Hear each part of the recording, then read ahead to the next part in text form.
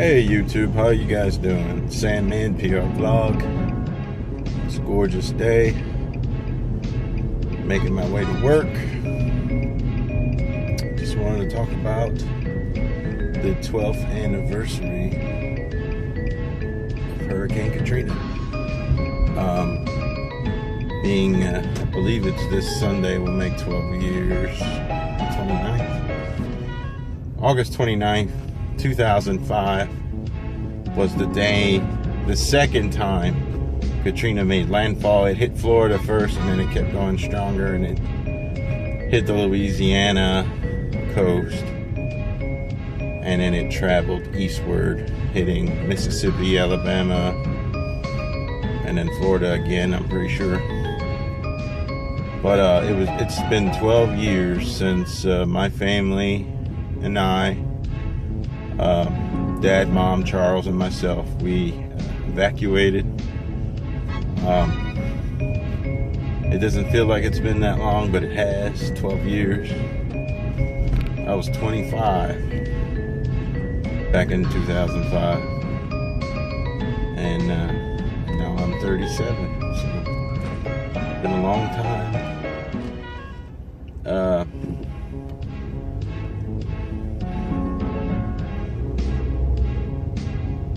There's one thing I remember about the day that we left. It was that Sunday before, early in the morning.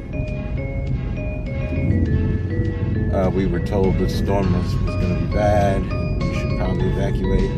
We had decided the day before that we were going to try and ride it out, as we do most of the lesser hurricanes and stuff, and this wasn't a lesser hurricane. Katrina was coming with a vengeance. It was a bad storm. So we left the day of the storm that morning. My mom, dad, and brother and I, we all piled up in my Ford Escape. It was the best vehicle we had at the time. It was a 2005 Ford Escape. Very proud that I bought that vehicle, brand new, loved it. And we used that Escape to escape Louisiana. At that point, so much traffic had been diverted north and west. The western destination was Texas, obviously. People were going that way, or maybe Houma, the western part of the state of Louisiana, on the Texas border around there. And then a lot of people were going north towards Baton Rouge. Well, so many evacuees had went those two directions that the Department of Transportation had counterflow traffic by that time. We left too late, basically. And we had to go, all traffic was diverted east. We had to go east towards Mississippi. Mind you, we are leaving the West Bank, which is Jefferson Parish, 15 minutes outside of the city of New Orleans. And yeah, so we're in gridlock. We're trying to leave Louisiana. That's normally a 2-hour drive to cross the Pontchartrain Bridge, across the Lake Pontchartrain, and you get into Mississippi. It took us 8 hours to get from where we live into Mississippi. We ended up stopping in a little town called Hattiesburg, Mississippi. It's a very small community, very rural. Not too different from Grundy, just different landscapes and mountains. There's a lot of wooded area.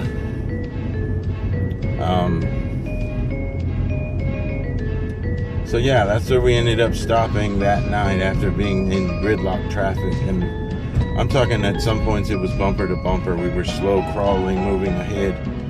My dad drove at the time. He drove a lot more than he does now, and he decided to drive that day. Pretty big deal, evacuating. So Dad drove, and he was behind the wheel a long time. But yeah, we stopped in Hattiesburg, Mississippi. We were in a makeshift Red Cross shelter. It was actually a little arena that they do like BMX stuff and rodeos, stuff of that nature. It's a little small arena. And there was a bunch of people that were stuck there, not just us. Like most FEMA Red Cross shelters, did not permit animals. We had to leave our pets in the car. That was hard. Left them a crack in the window. That was hard, but they made it. Thank God. Our pets made it. But yeah, that night when the storm chased us, it basically went the same direction we did. It went east. Katrina hit Hattiesburg. It hit Mississippi. It hit Alabama. I remember the force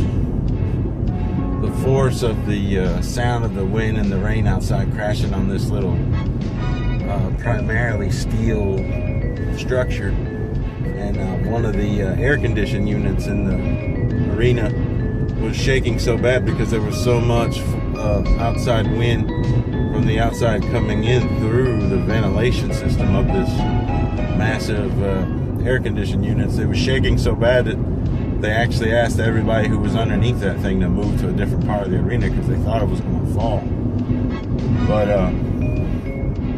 that was a bad storm, you know. It was an epic force of nature. It was destructive. It changed a lot of people's lives. It changed my family's lives big time. I remember Andrew, and I've heard stories about the big ones from the way back days, like Camille and, you know, some of them older ones. But this was a legendary storm that just, when it hit the mouth of the Mississippi, it just got so much stronger. And that strength just wreaked havoc on everything. It wasn't until like the next day that we saw some television footage of what it had done to New Orleans. They still had TV in Mississippi. I'm not exactly sure how we saw it, but we saw some footage and we just couldn't believe our eyes. Especially the 9th Ward, the really bad neighborhoods where the levees were just basically dirt. And when those levees gave out, those areas were flooded, that the water marks, the waters were engulfed. You can barely see the roofs on some places. And it was pretty traumatic, man. It was...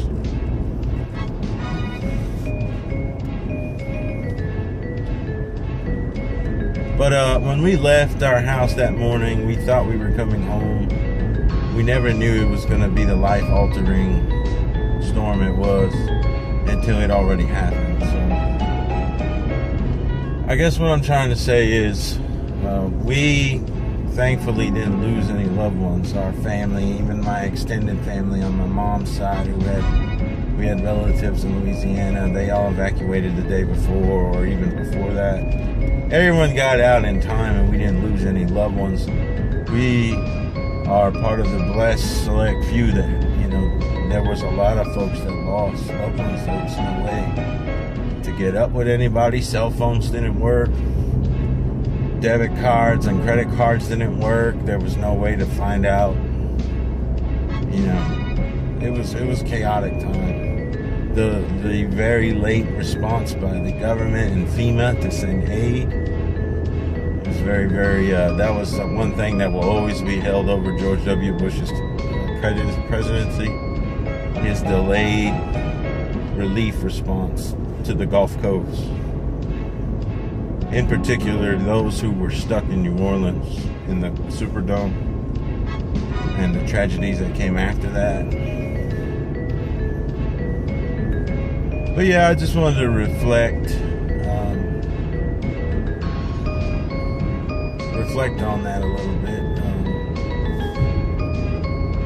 We were very, very fortunate. My big sister, who was living here in Virginia, where we live now at the time, had found that the Red Cross had registered us on Craigslist, and we were some of the people that were staying in their shelter in Hattiesburg, and she figured out where Hattiesburg was. This is before, this is the day where you still went to MapQuest and you printed out directions to places. GPS was a pipe dream back then. If you were lucky enough to have a vehicle GPS, I doubt it would have worked down there because So much electronics were just no good. But my big sis came and got me, Mom, Dad, and Charles, and she brought enough gas. She had enough common sense, and she had this all planned out. You know, at the time, my nephew, their oldest, was 2. And she gave their 2-year-old to her husband and said, I'm going to go get my family. I found them. They're in Mississippi. She had plotted the direction. She brought enough gas. And I just remember her nudging me one morning in the shelter, waking me up in the bleachers and telling me to scoot over because she was exhausted from driving like 12 hours straight. And after she got some rest, we gassed up and we followed her to Virginia. And the rest is history. What can I say? We've been here since. My mom and dad are pretty nestled here. They like the town. They like the clarity of the air, and they love. It's changed a lot since 2005, but they still love the pace of the town. It's very, very retirement friendly. It took me and Charles a lot longer to get used to it, and then meeting Sam, of course, helped me hugely to, decide to call this my home. I moved out, I left, I moved out of state. Long story short, that's another story time for another day. Came back to Virginia, came back to Mom and Dad and Charles, met Sam, and now this is where I call home as well. So. But yeah. Thank you for listening. This has just been me reflecting on the 12th anniversary of Hurricane Katrina hitting Louisiana and how it directly affected my family. If there's one thing I could say is I wish nothing but I hope everyone who's this weekend Texas is in for, Now my family who lives in Texas now, my big sister, they live in the center of the state, so I don't believe they'll be affected as much. But the Houston area and Galveston, prayers for those folks in that area that the evacuations are orderly, people leave in time, and that the amount of damage that you guys withstand is a fraction of what they're calling for. I hope is what I would hope and pray for you guys. But I'm about to get ready for work here, but thank you for listening. If there's one thing I'll end this on, it's physical possessions and stuff. We lost all our stuff, but we had all our loved ones. You can't put a price on your family, on your people, on your children, on your parents, elderly, all ages. Never put a monetary amount on the value of life. So, ending that. Thank you for watching. Appreciate it. Like the video. Comment below. If you were affected by Katrina and this moved to you, let me know your story if you feel like sharing. But anyway, let's get ready for work. Talk to you guys later.